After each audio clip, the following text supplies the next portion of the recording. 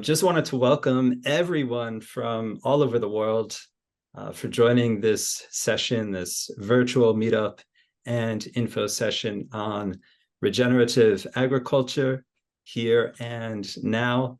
This very exciting topic. It's a very timely topic.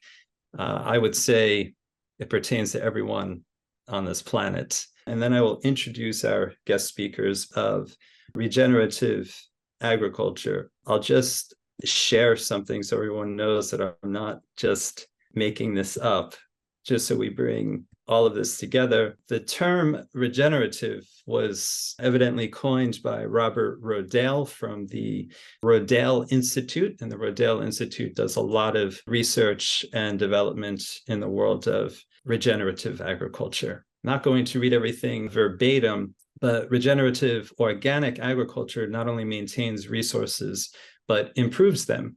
I would say this second sentence is absolutely essential for all of us, because with only about 60 years of topsoil remaining at current practices, nothing less will do.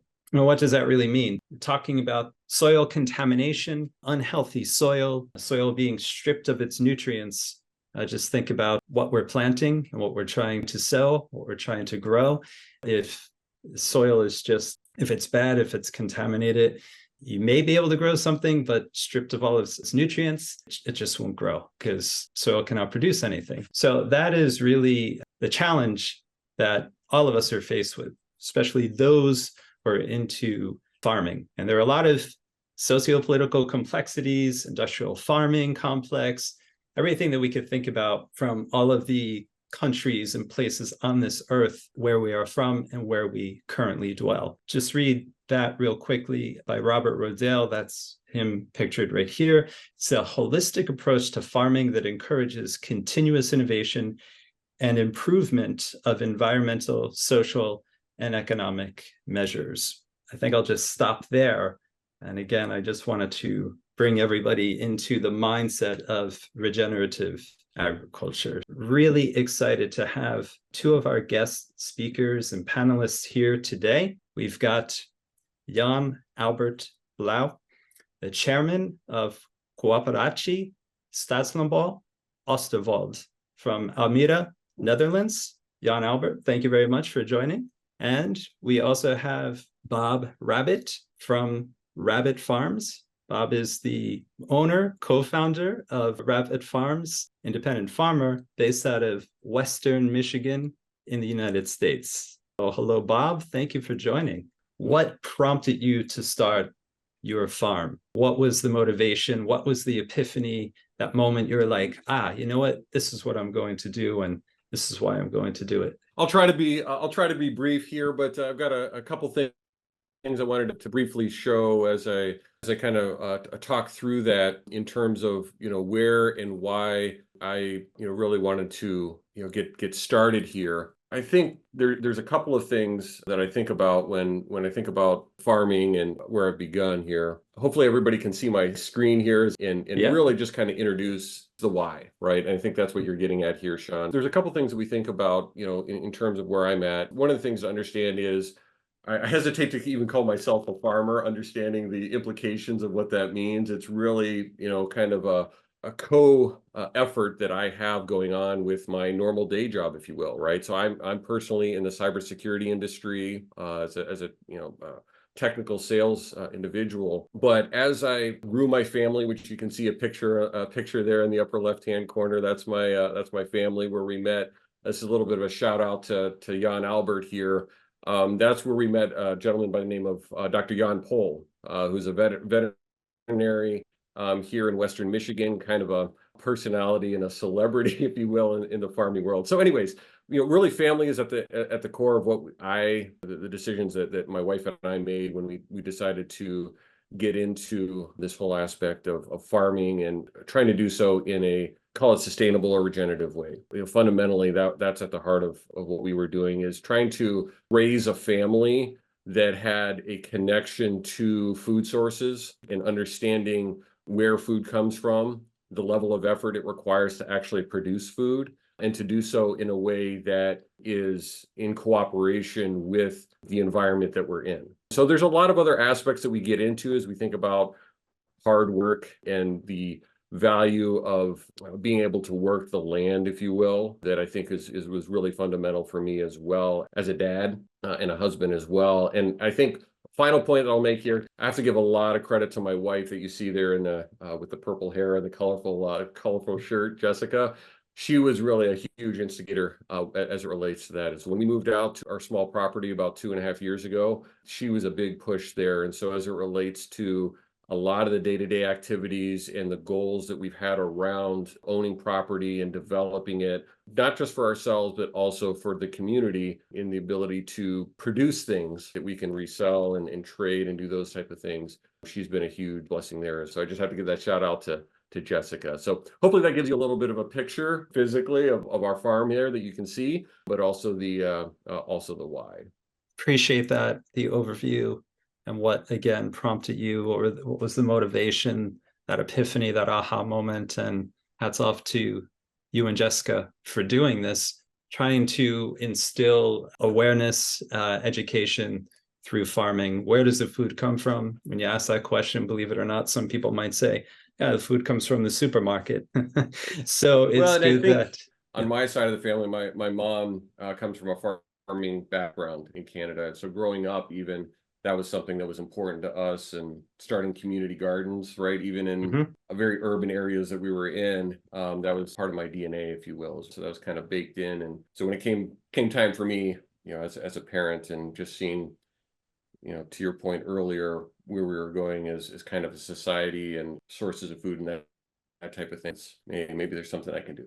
Thank you, Bob, for that overview. We'll shift over to Jan Albert.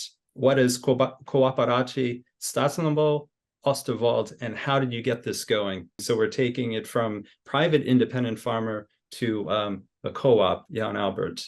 Yes, thank you, Shawn. First of all, for the opportunity to explain about Oosterwolde to such an international audience. It's really exciting. And indeed, yeah, thanks for sharing the slide, because I think that might help. Oosterwolde is a big area in the Netherlands, just east of Amsterdam. It's in total more than 4,000 hectares large. And it's quite special because, uncommon to the Netherlands, people can get the land quite cheap and are allowed to build on the land what they want. So there's no, let's say, there's nobody telling them this is an ugly house, you're not allowed to build it. Maybe in some other parts of the world that's not such a big deal, but believe me, in the Netherlands it is. In the end, about 15,000 houses will be built in Oosterwolde. To me, the most special thing about this area is that 50% of all the land needs to be dedicated to urban farming. Finally, it has the goal to produce 10% of the local food basket in total, which is quite a lot. If you think that the local community in its totality is more than 200,000 people, let's say the gardens in Oosterwolde finally have to produce 10% of what this area is consuming. And well, just a few pictures to show that Oosterwolde is indeed quite special. Even the New York Times wrote about it, The Guardian. Every Dutch newspaper writes at least once a year, dedicates an article to it of 1 or sometimes even 4 or 5 pages. So it really is a special area. And the reason that we started the cooperative for urban farming, because basically that's what it means, and the coöperatie, is that everybody has to fulfill this, let's say, obligation of urban farming in Oosterwolde. In the end, that will be like 15,000 people signing up for producing food for themselves and for their surroundings. There's about 1,500 houses in Oosterwolde at this moment. But a couple of years ago, because I'm living now in Oosterwolde for about 7 years, and let's say 3-4 years ago, together with some other people, we were discussing, and we felt like if nothing really happens, if there's no coordination, nobody gets any control on the urban farming, then it could pass it away quite silently. And that would be a shame, basically, because it's a huge project. We like to call it the largest urban farming project in the world, with 15,000 people. And therefore we said, okay, let's get together, see what we can do. And we came up with the idea of setting up a cooperative for all people that live in Oosterwold and that need support, either through plowing their pieces of land, indicating what they could grow, also in order for not everybody to grow the same things. So a whole package of how we can help people. We just build a garden planner whereby we can let's say indicate on aggregate level exactly what is in the ground with everybody and when it will be harvested. And so on the one hand, we help the people with growing the food, and on the other hand, also make sure that large portions of what is produced will go to Almere, to the region, basically. So yeah, that's what we started a couple of years ago.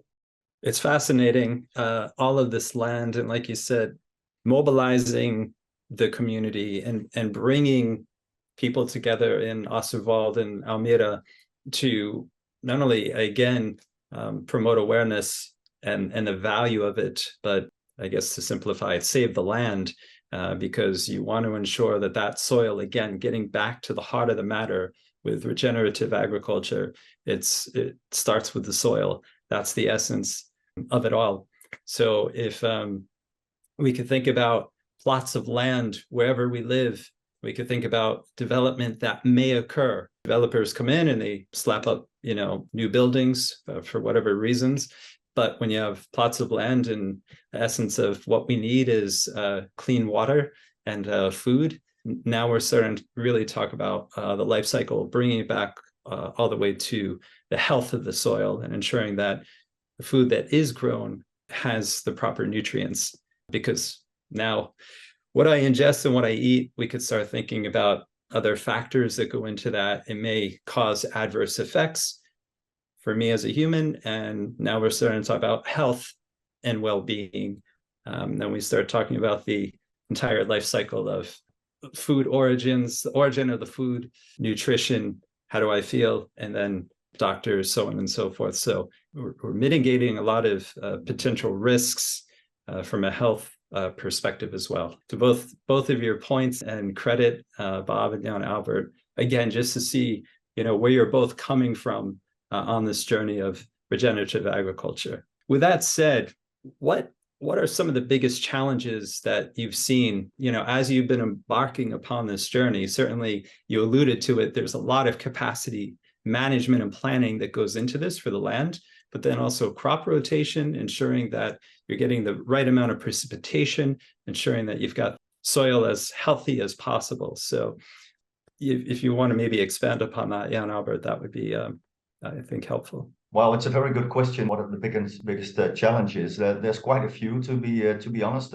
So in the end, we've got 15,000 people that will perform some kind of urban farming, but most of them are not professionals. I would say almost none of them is a professional farmer, maybe just a few of them, and also just a few of them are really want to, let's say, make a living out of urban farming. So most of them, they don't really know what to do, how to do it. And on top of that, we've got very fertile, but also very difficult soil here in the what we call the polder.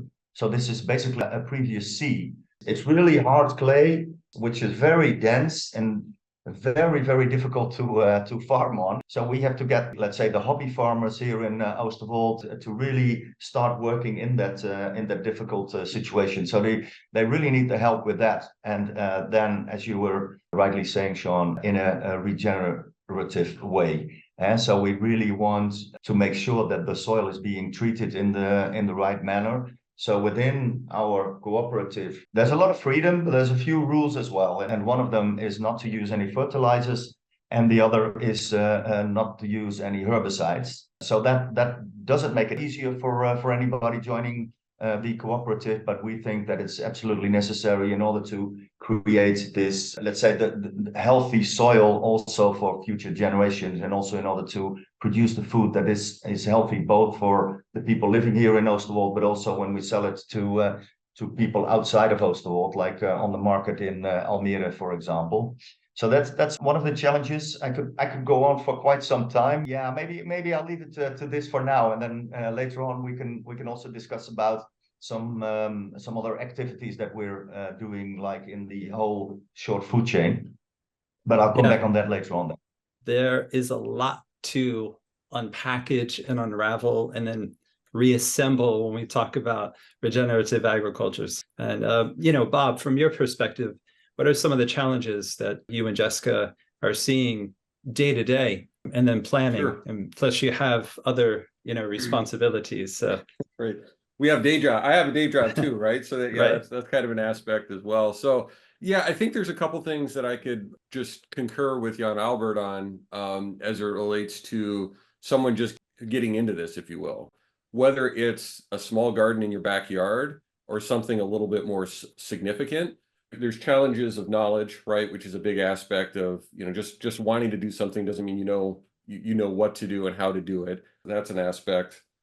And then layering on, I think the goal of, when we talk about regenerative, it's, I don't know if this is controversial or not. To a certain extent, I'm a little sarcastic when I say regenerative, because just due to my background and a little bit that I know from a historical perspective, a lot of times, and in a lot of ways, when we talk about regenerative, this is the way that we used to farm years ago, right? Many years ago. You only had what you had in order to work your land, right? So the idea of external inputs into the process were, just wasn't there. You had what you had. And there's a time component here as well. One of the challenges I think I've seen is the idea that you're going to go from zero to a fully functional, productive farm.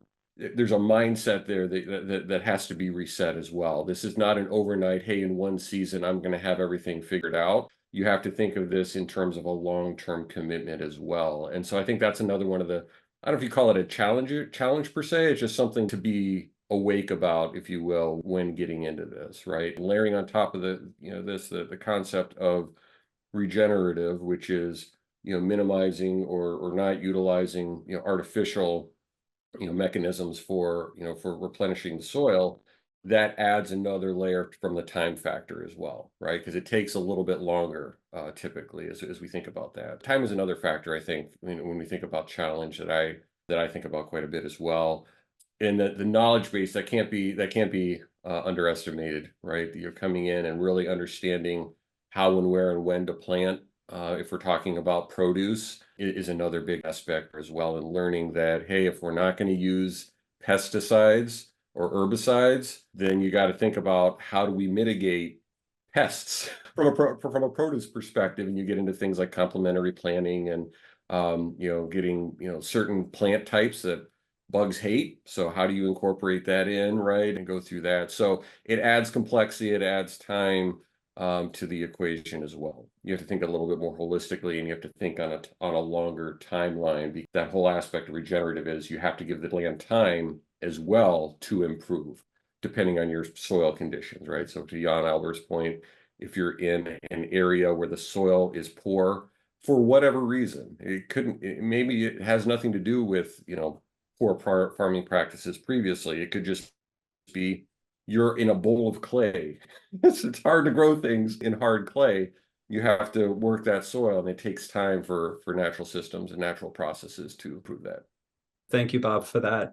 A lot of it, again, understanding adverse effects and, like you said, looking at it holistically. And when we think about that holistic equation, you have a lot of variables and a lot of interdependencies. I'll just mention a few that both of you mentioned in terms of principles of regenerative agriculture.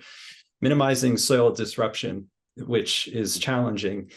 Keeping soil covered with plants, plant diverse crops, no synthetic chemicals, and planned grazing when you're thinking about cattle.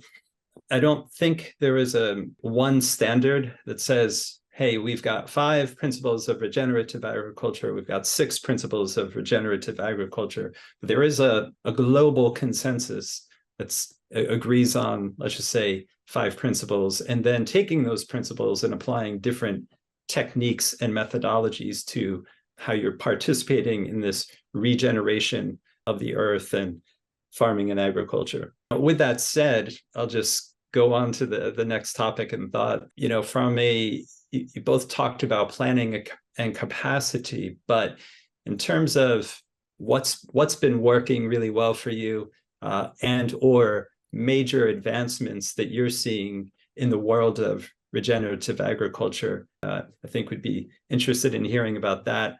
I'll turn it over to Jan Albert for that, and also pull up the picture, Jan Albert, that you shared of the co-op.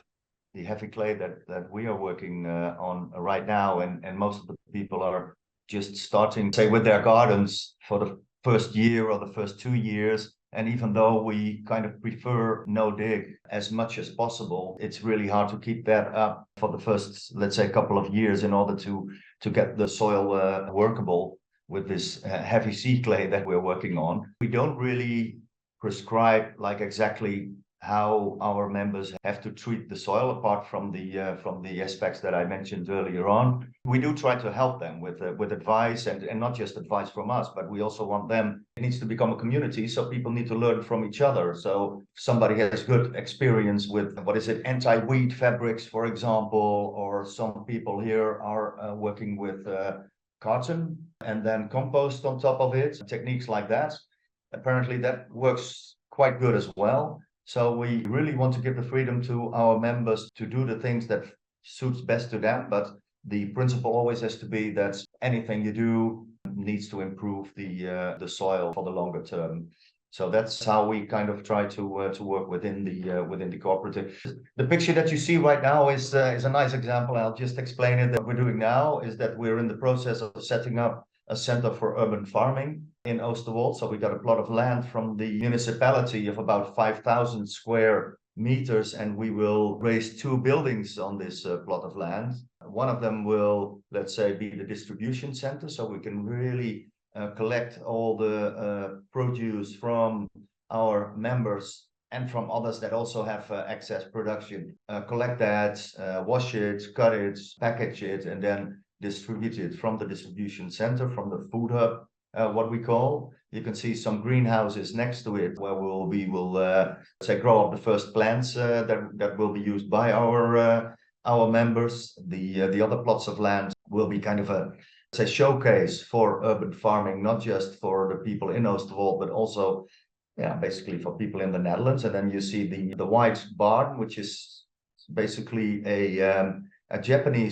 an old Japanese farmhouse that was used on an exhibition quite close by here in the Netherlands. And we received it from the Japanese people to use it as our center for urban farming. And there we will have expositions, workshops, all kinds of sessions. It's got to become a social meeting place as well, but also a showcase for urban farming, for regenerative farming in general, hopefully maybe even for the rest of the world. I would say, just from a community perspective, you're really mobilizing the community through, there has to be curiosity, there has to be initiative. To a certain extent, what would be motivating people? Hopefully it's just good consciousness and being conscientious of what we're all faced with and the solutions that we're applying collectively as a community. So let's just think about it for a moment and imagine our own communities and neighborhoods that we're a part of. What do we have in our areas? Do we have farmers markets? Do we have accessibility? And if we do, it's probably a good time to start thinking about how we can be part of that local community. Well done, Jan Albert. That's an understatement. Just looking at this, it's a big, big initiative. The organizing, the planning, the data. I'm not going to get into technologies that are in place and in use here. We're going to save that for a session number 2. When we start talking about technologies that we can apply to capacity planning, soil health, things of that nature, and analytics, of course, as a part of that. Yeah, well done. And Bob, just to conclude with you, thinking about it on a local level, and know that you're a proud father of 6 children. So, what are you seeing in terms of, from a children's perspective, what are you seeing in terms of the interaction with osmosis and learning, and maybe Sure. people getting excited? I hesitate to make this a global phenomenon per se, but at least in the area that I'm in here in Western Michigan, in terms of advancements that you mentioned and what we're seeing, at least what I've personally seen, is more of that interest of, hey, how do we as a community and be able to support this? So we have friends in really urban areas, in subdivisions or what have you, that are raising chickens in their backyard, right? And doing those type of things with their families as well, right? So they get a chance to have that interaction. And then for us personally with our kids, I think the idea of community is important. I will say there's a little bit of jealousy here from what Jan Albert is doing. It'd be amazing to have some of those support resources in terms of what we're doing here as well, because that support mechanism is or support structure can be very, very helpful. Now, that being said, we've got a great community here as well. There's no doubt. Specifically things that we think about in terms of involving kids and learning that is not just here locally on our farm. Kids have their chores, right? They take care of animals. They have certain responsibilities that they interact with and they love. Gives them again a chance to really participate and see the value of their work as well. I think that's another benefit. There's a direct benefit that they see as, hey, I'm taking care of taking care of this animal. I can see it grow, or I'm planting something. I can see that it's growing and maturing. But then from a community perspective as well, getting involved in related activities. So there's community groups here, whether it's 4-H is a local agricultural type of community that kids can join, right, to help teach them, as well as give them a chance to participate in different activities as well. And that's something that also I've seen. So there's the 4-H type of groups. My daughter was able to join an equestrian team this year. We're boarding somebody's horse that we're allowed to use.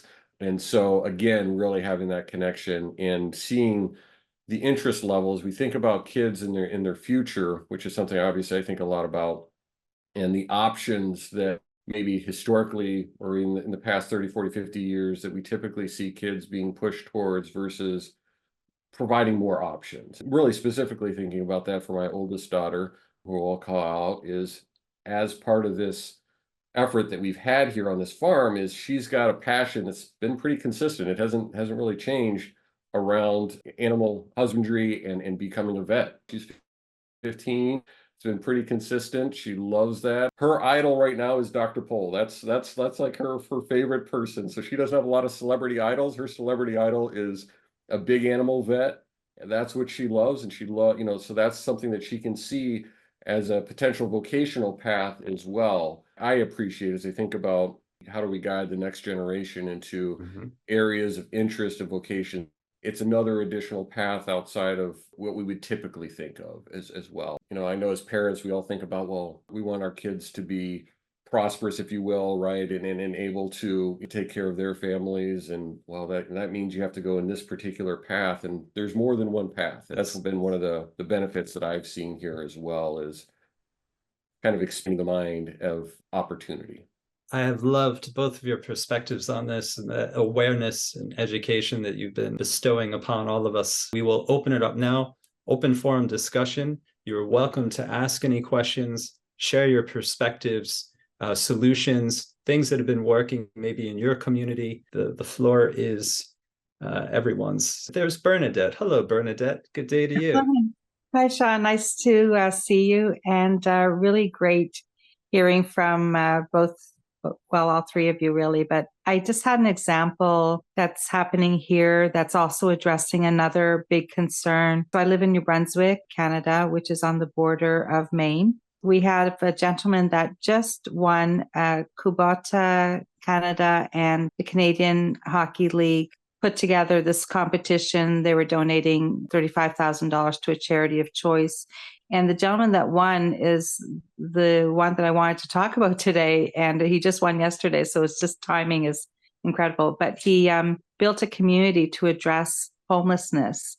And what he ended up building was something very similar to Jan Albert's example of the community in the Netherlands, where eventually, it's still in the process, but he has 90 tiny houses.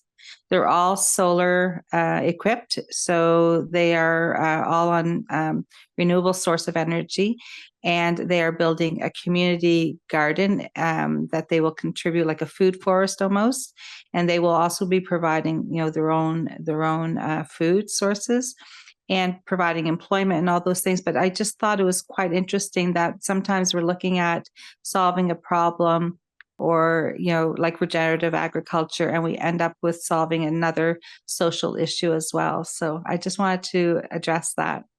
And I would be really interested to hear from Bernadette where that actually is, especially since I've got a brother. He's a farmer in New Brunswick, and so it would be really interesting for me to get some more details about this initiative over there, especially since it kind of reminds her of our initiative here as well. So yeah. Yeah, I would love to connect with you afterwards. And yeah, that would be lovely. And you're right, Bernadette, great point, because when you think about soil and solving regenerative agriculture, it definitely pertains to energy, housing, and it's all part of the life cycle, right? And I think these are elements that construct the whole, the variables and the interdependencies that we're not always maybe thinking about on the conscious level, surface level, because we're, focused on this one problem. But solving this one problem here with agriculture, the health of the soil, carbon reduction, for example, now we're getting into climate change. And then we start thinking about solar panels and renewable energy for housing. So it's all part of the life cycle. I love that perspective. I believe that we'll need another session to talk about how technology can help and improve, analyze all the data collected and provided by sensors if they are used, or by the people on the field who can observe and keep track of the changes and what needs to be done, and how we can improve the lives of these small farmers and big communities that are interested in starting up a project or continuing on a project like this. In the involvement of the whole community with these observances and correlation is very important too. So we'll have another session for that. Oh, absolutely. Yeah, great point on that. That focus will be on food science and analytics, which is diving more into the technology and thinking about it from those perspectives. Anyone else? Oh, greatness. I would love to know how you guys are fighting the crunchy stereotype to entice people to join these communes and to get them to, start planting gardens in their backyards. Let's say the specific thing that we have here in Oosterwold is that already up front, when people buy the land, their property, they already sign up to perform urban farming on at least half of their plots. That doesn't mean that people are already doing it, but it's a starting point from where I would say almost everybody, there's about 1,500 people living here in this area right now. And really everybody feels like, okay, I got to do something. But a lot of people really have difficulty to start, or they just start very small. So the incentive is already there, because people feel like, okay, now I can get help. I can get support in starting what I should be doing anyway. So it's just a very specific situation, but it really helps here in Oosterwold to get everything going. And once we've got this Center for Urban Agriculture up and running, we feel that it's really going to fly. And kind of a simplistic method route here, at least in our community, it may seem oversimplistic, but a lot of it is just, knowing somebody who or having access to resources. There's a lot of online content to see folks that live the lifestyle, if you will. A lot of it is just also to that educational aspect as well, of meeting folks and having that human interaction as well. Hey, these people aren't that weird. They're just like me. Understanding. I think the other thing is part of that historically that I've seen is it seems so overwhelming. There's an overwhelming aspect of this is just a completely different lifestyle. I have to go live out in the mountains and, do everything myself. And I think there's some stereotypes along those routes as well that limit people's vision of what might be possible as well. So I think that's an aspect that I've seen. Even our own family is, we produce enough eggs that we're able to sell and give away and that type of thing. And certain family members are like, no, I want my eggs from the store. It's like, well, why? It's like, well, those come from chickens. They're dirty. I'm like, well, let me help you educate that what this really means and how these eggs are actually much better for you. I could go on and on about that, but that's kind of fundamentally what I've seen as well. Knowing someone who's kind of been there and can explain it, and you have that human connection as well.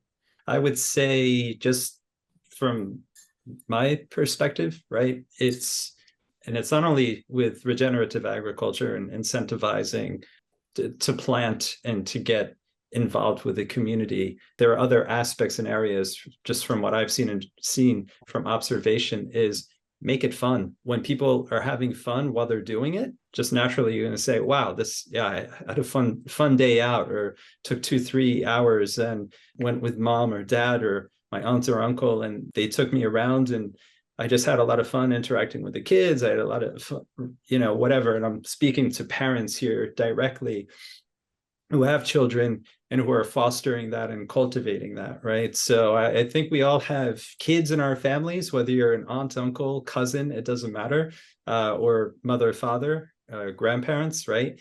I think it's up to us, if we've been through it and have lived through it, make it fun, make it creative. And that's where art and imagination comes into play. The more we can incorporate art and imagination and creativity, I would say people in general, it doesn't really matter what age you are. And if you're having fun while you're doing it, that usually, I think, gets people going. And I just saw something from Cindy. Thank you for sharing this.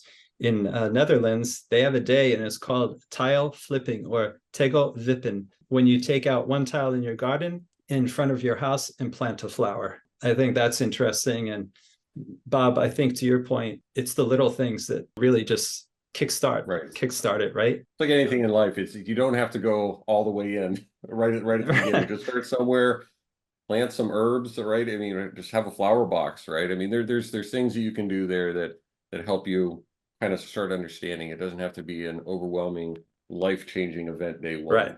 I've seen this with communities along the coasts in Portugal, for example, in Cascais, and I was talking about this a couple of weeks ago. Thankfully, Ness, Kika, Aaron, and I and Bernadette at the Web Summit. So saw something that got me going in terms of creativity. So if you tell someone, hey, you shouldn't litter, and this is what it would do to the earth, that's one thing. But if you start making something creative out of that, picking up litter and then reforming it and making it into something different, that's just like, one idea. And I think if you have an idea and it's fun and creative and healthy and positive, go for it. Well, I could keep going on and on and on because I get excited, and this is a very exciting topic. Thank you, Synovation. I thank everyone for attending. A lot of inspiring people on this live session right now. You're all an inspiration. Seriously, you've inspired me, even people who I don't even know who are attending this session. I would say we're all here for a common cause. This has been a wonderful session, for local communities, my fellow New Yorkers. I'll say in Harlem, not in Netherlands, but Harlem, New York. Harlem Grown is doing a lot of amazing things. So just wanted to give a shout out to Harlem Grown. For our friends in Texas, the Central Texas Food Bank, they're doing a lot of amazing things as well in terms of regenerative agriculture, similar to what Jan Albert and his team are doing. And then, of course, Bob and Jan Albert, goes without saying, thank you so much for your time, your insights, your wisdom, the education, and everyone who has attended this session, attended these sessions in the past. Massive amounts of gratitude for taking time out of your busy day, especially during this time of the year. Thanks for the invite, Shawn. Yes, same here. Thanks a lot. Thank you, everyone, for participating. Thank you, Bob, and thank you, Jan. It was wonderful. Thank you, everyone.